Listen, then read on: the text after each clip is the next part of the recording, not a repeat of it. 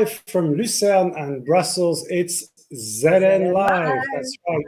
We are very excited today to have a special guest all the way from Switzerland, Muchena Zigomo. He is an expert at communication with over 20 years working across a range of different areas. He's focused on healthcare communication. He's with MSD right now, and he's got extensive experience across a number of different very interesting initiatives. Some of them we're going to talk about, but I want to kind of start with a big topic that everybody has been affected by, which is, of course, vaccines and misinformation. Now, I know that you're aware of the topic. Obviously, it's something that touches everyone, in particular healthcare communication professionals. And what I want to start with is the basic question: do you think that things have gotten worse since COVID with misinformation? Or in some way, are they getting better with all the measures, all the initiatives that institutions and companies have taken us? Where do we think we are now, and where are we heading?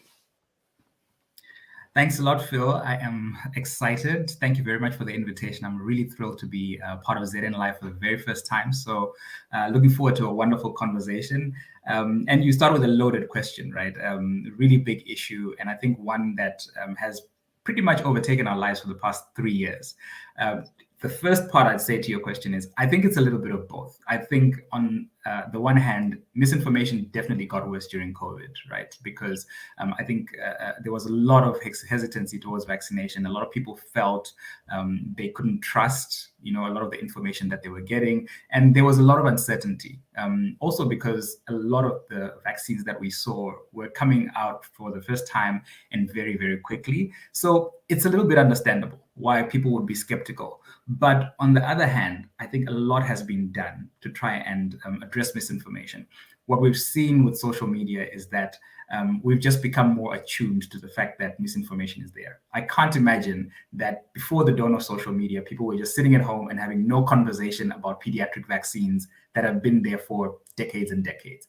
It's been there. People have been talking about this. People have been uncertain and distrustful, but we're just kind of we're seeing it more now because it's in our hands. It's in our mobiles every single day. And I'm really thrilled that, organizations like Facebook, for example, have really taken to task. They're really acting to prevent misinformation, to provide the right information, and working together with the entire healthcare community, including, NGO partners, the WHO. So people are taking this very seriously. Whether it's getting worse or not, I think it'll get better, because we're not seeing as much regarding COVID. But misinformation remains a big, big issue of concern. I think the WHO has said it's one of the top 10 threats to global health, and especially when it comes to vaccines. So I think we should definitely be taking this seriously. Yeah, it's been a huge challenge for communicators and for institutions. And I think, it's very inconsistent. Organizations, social media have been working on improving their rules, but then I think we see Twitter dropping a lot of their previous rules on restricted communication. So it is a challenge, I think, every day. Now, reaching your audience through social channels and through any kind of channel can be very difficult, especially when you're looking at communication around the world. And I think you've got a very broad and global experience working across different countries, different continents. And I'd like to hear a little bit, how do you adjust, how do you think people should adjust their communication to different communities, different audiences? Because, of course, you can't have a one-size-fits-all. So what are your thoughts on how to adjust between different countries, different continents, different cultural, different regions? Yeah, you're absolutely right. The first thing I'd say is just to acknowledge that you absolutely have to, right? It's something that you have to do. Communication is local. If you speak to me in my indigenous language, which is Shona from Zimbabwe, I understand you much better than I understand English, or, as we were speaking about earlier, German, for example. But this is important. You cannot communicate without relevance, and what's most relevant is always local. I think that, I was talking earlier about how community is going to be one of the top trends that I think we will see, going back to local messages. I work across Eastern Europe, the Middle East, and Africa. You can imagine it could be no more different between Eastern Europe, the Middle East, and Africa, 3 continents and completely different audiences. And making sure that all of the information, all of the content that we're putting out is relevant all the way from the demographics to how we communicate and the messaging is very, very important, right? And it's something that we actively ensure that as much as our messages are, relating to a broad range of healthcare issues, people can always relate to something that's local, right? And that helps them to understand it from the perspective that they see on a day-to-day basis. People always tell me about, I'm a former news hack. I used to work in the media. And working in international news, people would always say, I don't really care that much about what's happening in this part of the world or that part of the world. I really want to know what's happening next to where I live. So I've tried to bring that back into communications. How do we get people to relate to things and to relate to information and to relate to healthcare practices and behaviors where they live in terms of what's possible? Yeah, I think it's a very good point, and having a hyper local strategy is critical. But the interesting thing is that with this fabric of social networks, you have global conversations affecting hyper local conversations at the same time in a pretty unpredictable way. I'm going to be speaking later in February at the International Pediatric Association in India, which has a global conversation which is targeting the whole world. And in some of my conversations with the people preparing this, they were saying, look, a lot of people there don't really want to hear the European US narrative because honestly, it's very different in each different country and in each different region. So, and I think you point this out very, very well. If you want to reach certain communities in India, in different regions, they all have their local language, they all have their different cultures, different access to media and to mobile technology. So how do you kind of map out your different target audiences to make sure you're not applying a kind of cookie cutter approach saying, okay, we're going to do a big campaign here and a big campaign there with lots of big statements from research papers, but how do you get really local, especially in communities which are hard to reach through traditional media and through that more global media that doesn't reach a lot of those communities? Yeah, it's a number of things. It's a number of things. And I think one of the first things is starting to think about what outcome do we want to have, right? What do we want people to think, feel, or do with the information that we're giving them, right? That's the starting point. And once we have that, then we think about, okay, audience. I know in communication, we always say it starts with audience, but it really starts with what is the outcome that we want to have with the people that we want to reach. We want to reach a community of young women in the Middle East, in a specific country. We could go down as granular as that. And we really want them to change a particular behavior. We want them to start screening more for cervical cancer, or we want them to, start vaccinating their children more if they are mothers of young babies. All of those things come into that context. And then once we have that, we come up with a plan of what is the messaging that we want to address. And again, I come back to the messaging becomes really, really local. Speaking to people for really long periods of time, and consistently bombarding them with information that is coming from global agencies, a lot of people can't relate to that. But channels then become very, very important. There are people, as you mentioned, who don't have daily access to the internet. They don't have, unlimited data and access to information. So sometimes you have to really get on the ground. You can partner with organizations that do behavior change communications on the ground. They literally go door to door in communities. They use community peer educators, peer facilitators. I was sharing earlier about a fantastic campaign called Conquering Cancer, that captured documentaries and stories of survivors of cervical cancer and cancer. And these were screened in schools, they did small group and community screenings. So it's really finding the best approach that will reach the audiences that you want to reach. We talk a lot about Africa because in many cases, this is where we have a lot of underserved information communities when it comes to healthcare. And that approach has to be different. But we also see that there are growing trends when it comes to their access to information, access to mobile devices. So there are ways that we can reach them now that you couldn't reach them 10 years ago. Absolutely, Leora. So that's fascinating. Thank you, Muchena. I have a question about gender because you read a lot about how medicine is developed, tested only on men or mostly on men, especially in the past, but I think it might still be the case to a large extent now, not just only on men, but also only on white men, for example. Is that still the case? Is that changing? Is it safe for me, other women, to take the meds? Or because you hear a lot about things then not being safe for women or not being safe for Mm. women who breastfeed. Often when you read meds, it says it's not actually safe if you're breastfeeding, or like it's just not. I understand it's difficult to test, but Yeah. to what extent is it safe? Are things changing so that we're no longer seeing men as the human and women as sort of the secondary Yeah. citizen, let's say. Yeah, absolutely. So that's a really, really good question. And I think, on the one hand, there's a scientific element to this, and it's the last thing that you spoke about. There are hormonal issues when it comes to women. There are a lot more factors that would remove women from, the pool of people who would have clinical trials run. If you are breastfeeding, if you are pregnant, and this is part of the reason why the trend that you're speaking about, it was always predominantly men.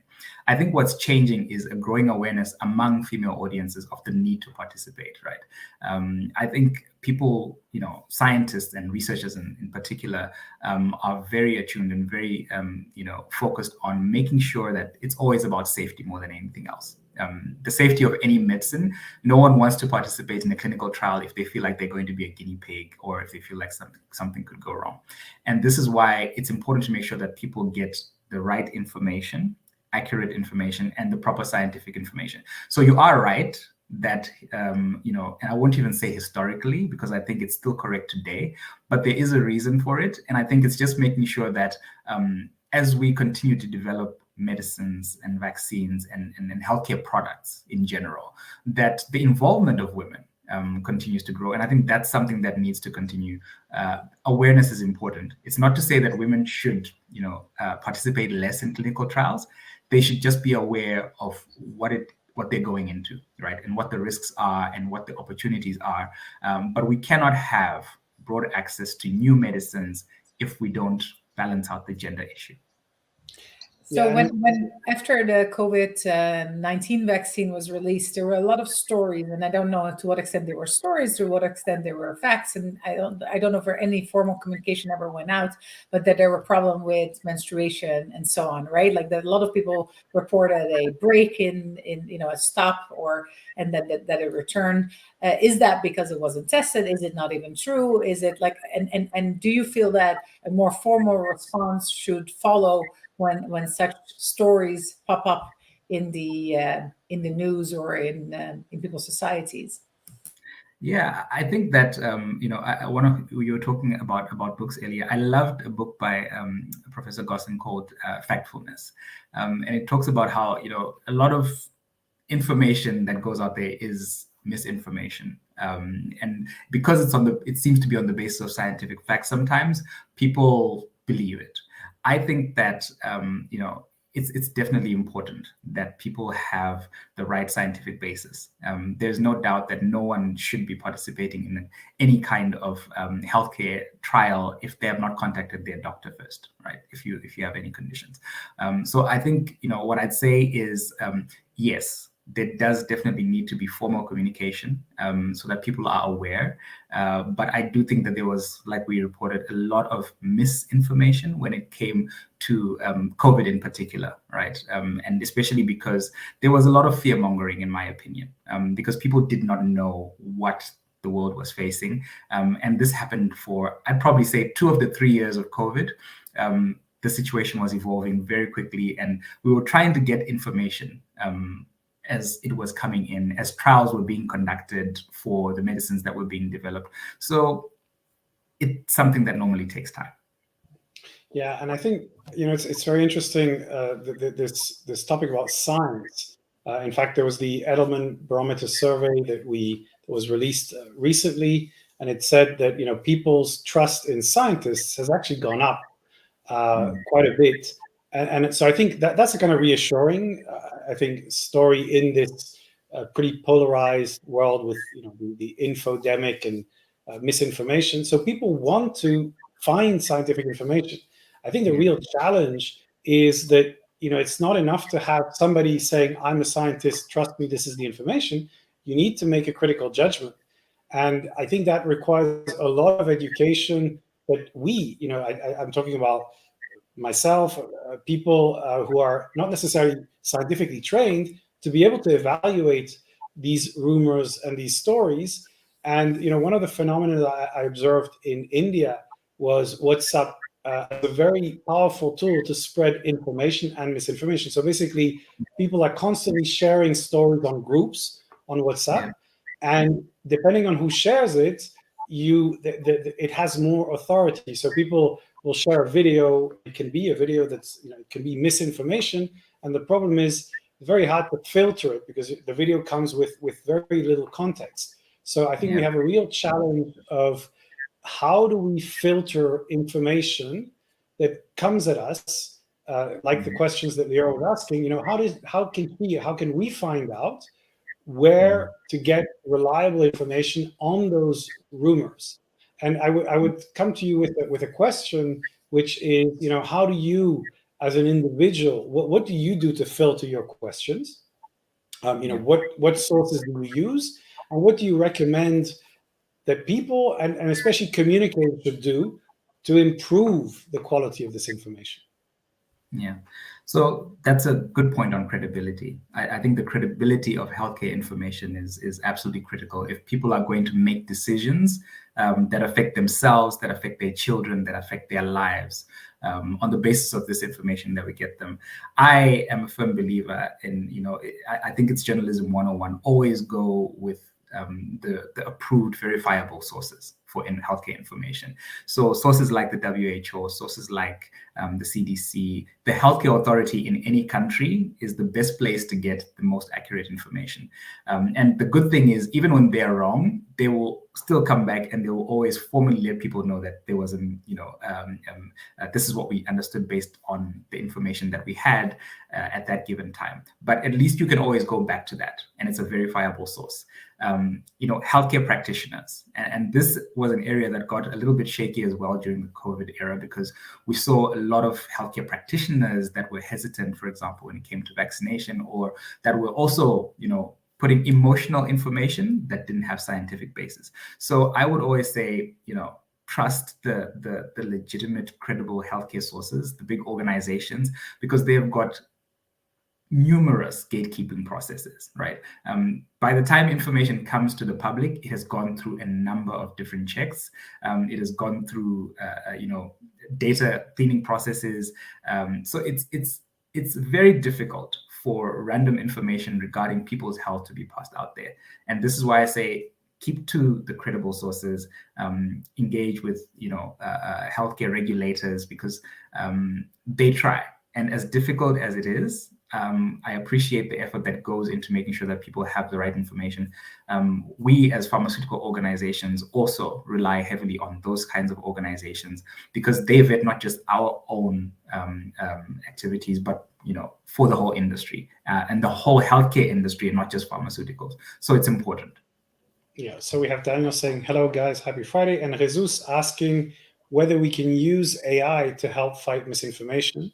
And I think it's interesting, we've seen some initiatives with chatbots trying to answer questions. And I'm wondering whether you think perhaps this technology, I'm sure it has to be managed properly, but can help us to kind of filter the things, because everybody doesn't know where to go on WHO. So ideally, you'd want to be able to go to a place to say, hey, I have this question about this. Please give me an answer with sources and with background. So do you think this might help? Because, it's coming quite quickly and it's already having a big impact on a lot of areas. I think we're at the point where we need to make sure we're keeping the options as open as possible, right? And I think it's something that's definitely growing within healthcare.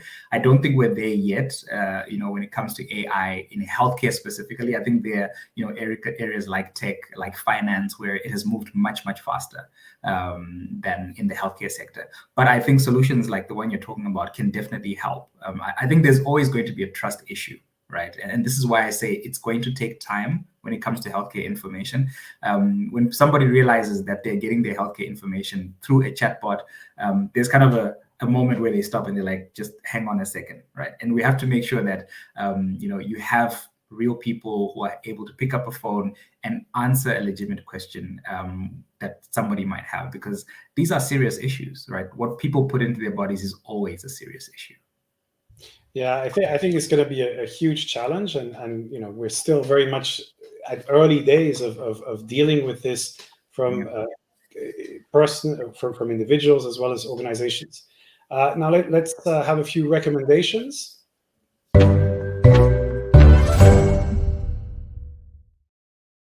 So Muchena, I'll start with you. What is your recommendation to our viewers? So my recommendation is a fantastic book called 5 Stars, right? The Communication Secrets to Get from Good to Great. I have 2. And this is a fantastic book if you want to learn the power of storytelling. And I love that it really starts from, all the days back in the time of Aristotle and neuroscience and how it affects how people receive information.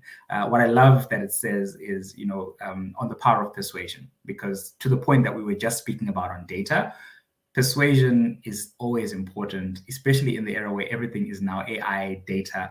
To have a real person who can persuade people with the benefit of data is always going to be helpful.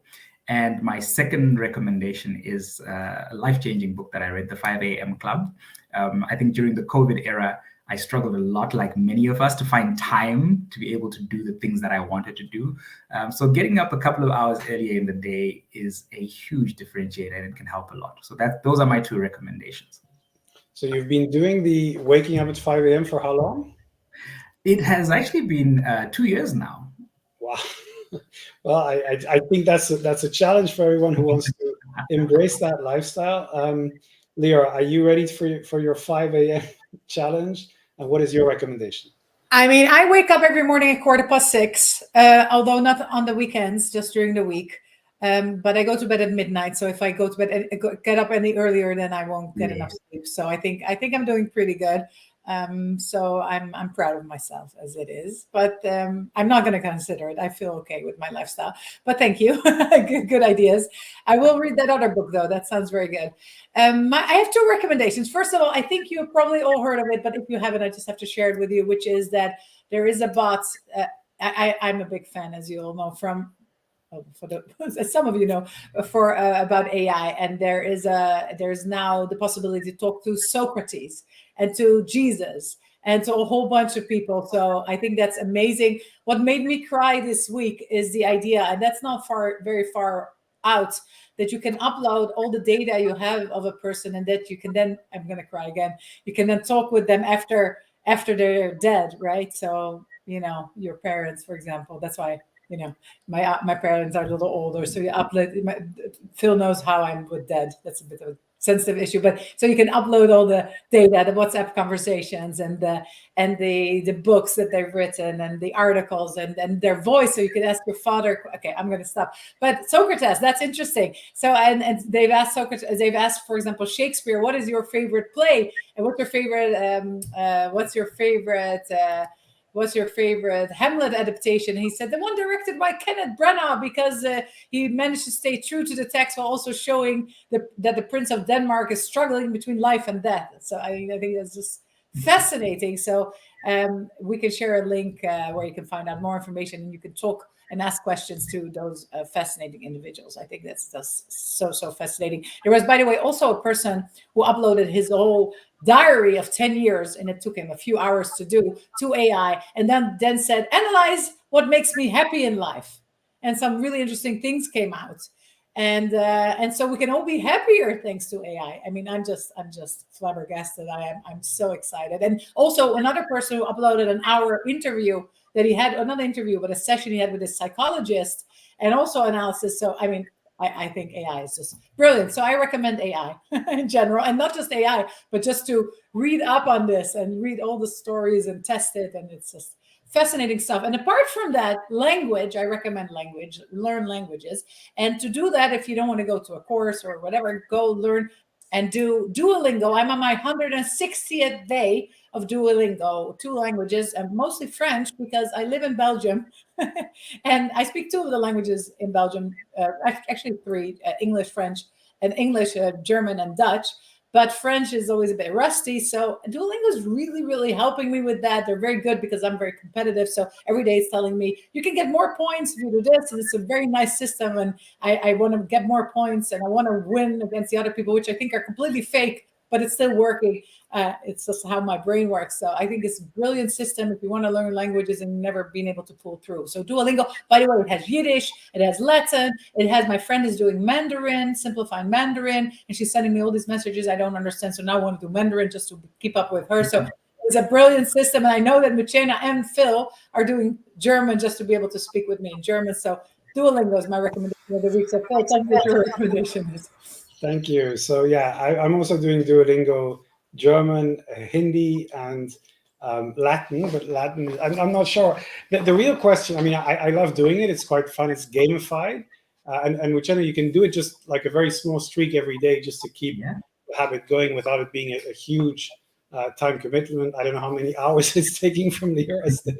But but I do it in the morning because then you get a bonus, like you get more points in the evening. That's true. Muchena, you could do it at 5 a.m. for like a Sunday. I do 4 to 6 and then after 7 because you have a special bonus hour between 7 and 8. I am totally gamified with this. But Muchena's already doing it, right? Yeah. Yeah. I'm just not as at 160 days. Now, I think the challenge, by the way, with Duolingo is to put it in practice, because unless you're practicing it, I think it can be a little disconnected from the actual language skill. And that's what people have been saying. So I think it's useful, but as a supplementary activity. My recommendation is actually a book by Daniel Gilbert called Stumbling on Happiness.